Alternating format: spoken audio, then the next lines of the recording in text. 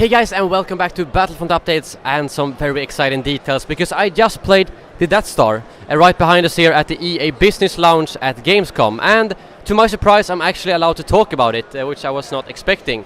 So I will give you the full details here. Unfortunately there's no capture allowed whatsoever, not even photographs of the screen, so I will just try to explain it the best I can. So what we played was the first phase of a 3-phase game mode, which is called Battle Station. And I think it's 12 versus 12, but unfortunately we didn't play with a full team, so it was kind of empty.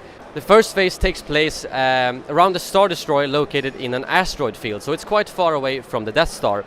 And the rebels, at the top you can see like a meter with TIE fighters that you need to destroy, and after you destroy those TIE fighters as the rebels, Y-Wings will bombard the Star Destroyer, making it vulnerable. So it's like a Walker Assault type, I guess you could say.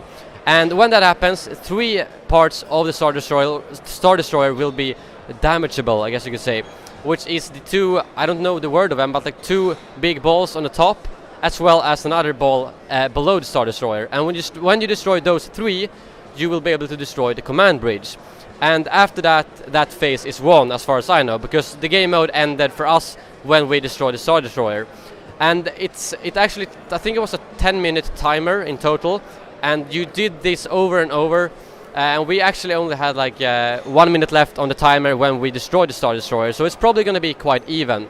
But as I said, this is the first phase, and they did explain to us what the next 2 phases will be. The second phase will be inside the Death Star. Well, you will play infantry basically, but that's all we know. And the third phase, at least if everything goes as planned, will be the trench run, and we will most likely do the trench run and be able to destroy the Death Star. So that sounds really cool to me, and it's basically gonna be just like in the movie, I hope. But that is all the details we got, and no, that wasn't actually all the details we got, because I recorded this before the blog post was revealed, as well as before I spoke to Dennis and Paul, the lead designer and producer on Battlefront, so I do have a few more things to share with you.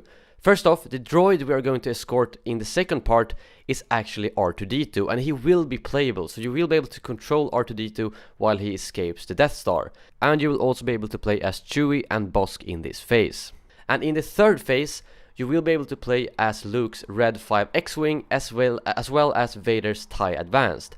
And on top of that, both Biggs Darklighter and Wedge Antilles will be playable, so they will be on Luke's side. And I also have some more details on how the ships work and how they've changed since, well, the live game right now. First thing is that the A-Wings has actually lost the shield ability and instead gained the speed ability. So a lot of people complained that the A-Wing was hard to kill, and now it's just going to be a lot faster, but it won't have a shield anymore. There's also a quite big change to the ships, which is a cooldown to the lock-on. So you will now see a separate bar beside the cooling thing, where you will see it go up as soon as you hold down the lock-on ability, which means that you won't be able to just constantly hold down the lock-on button, but you need to use it cleverly so it won't overheat when you're actually fighting someone. I did also get the Slave 1 in the first phase, and they actually placed the hero pickups on some cool spots, because around the Death Star there's actually quite a lot of asteroids as well as wreckage from other ships. So the hero pickup I found was actually inside what it looks like a broken engine or something like that, and you had to be quite careful so that you didn't crash in the wall when you actually picked it up. I didn't see the Millennium Falcon, but it's supposed to be available in the first part. I did also notice some sort of special effect when I was around the Star Destroyer, because my X-Wing was unable to use the full speed boost, but I don't have the full details on that yet, but it's probably something that has to do with being close to the Death Star.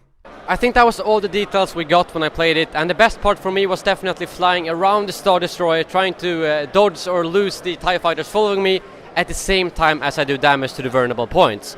So I hope that's probably going to end up to be even more epic when you play with the full team basically, because it did feel quite empty and we didn't hear any music. That might just have been because this was a very early version of it.